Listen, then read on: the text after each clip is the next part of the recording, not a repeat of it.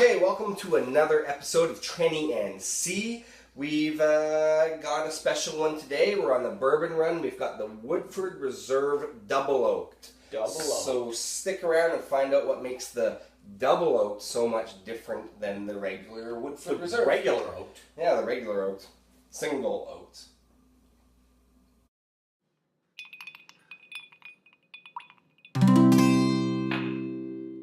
Trenny and C, drinking whiskey, describing all the flavors for you and me. Irish, Scotch, bourbon and rye. If they like a bottle, they'll tell you why. Okay, so I think first of all, we got to talk about our cool new glasses.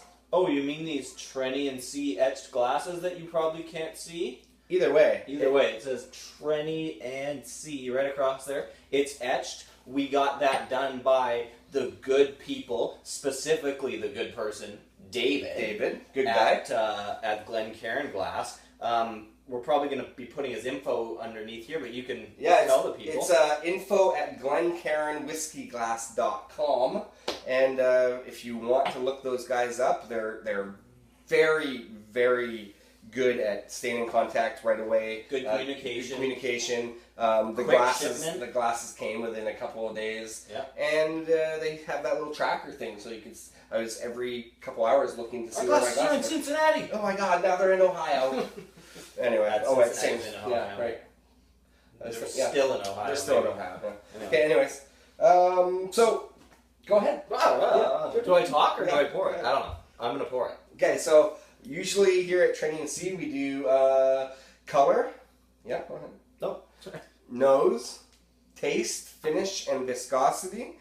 So with this one, I don't know how many of you out there have actually tried this guy, but it is the double oaked is almost an understatement for me of how oaky this whiskey is. Be double sure. Drink responsibly. There's a little bit of information attached here, but essentially it's matured in two separate barrels. The second of which, I'm hoping that I'm not giving you glare on this here, but because it's a flat bottle, the light is kind of but anyway, the second barrel is deeply charred, so that's where you are really going to pick up some oak here. Absolutely, it's probably got that crocodile char kind of thing. So we actually put up a good picture the other day on Twitter, I think, or maybe it was your Instagram, that had a picture of the different levels of char in the barrel. So it's pretty cool. Yeah, very, very cool. And I mean, not so much with bourbons, but in the Scotch world, they reuse the old bourbon barrels.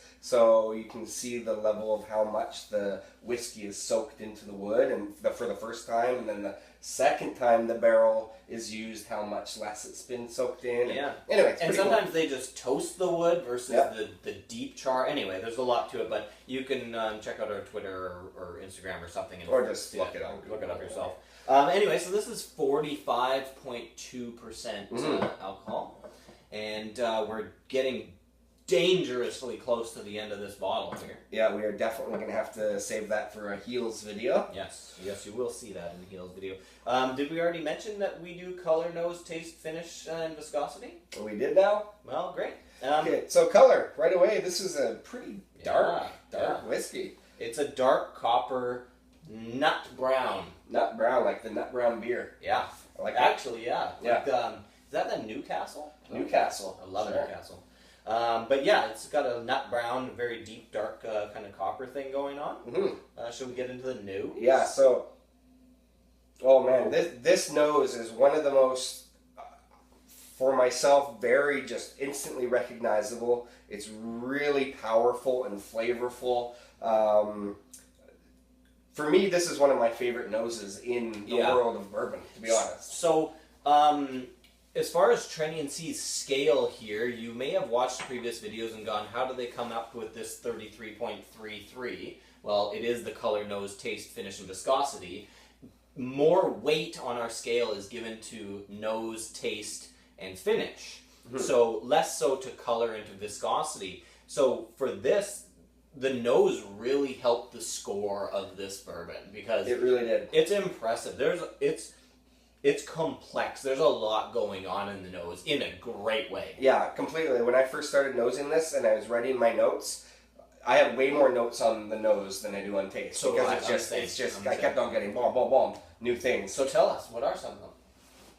I get like this creamy marzipan kind of smell, but also with a spiced sugar and spiced toffee. Mm-hmm. Yep. Yeah. And I've got your normal vanillas and caramels, but I've also got like kind of that like a sweet nail polish. I mean, that's that alcohol-y piece, as well as to go with your creamy. I have that kind of a brown butter. Brown butter for sure. A bit of fig and apple too, though. It has a bit of a fruit element to it. Mm-hmm. Completely, and I actually get a little bit of a tropical fruit out of it, yeah, which is weird because like this also, we did mention oaky. There is a huge oak nose to this, but it's really kind of toffeed and. There's so much else going on though that oak is kind of like not even. I don't think I even thought oak.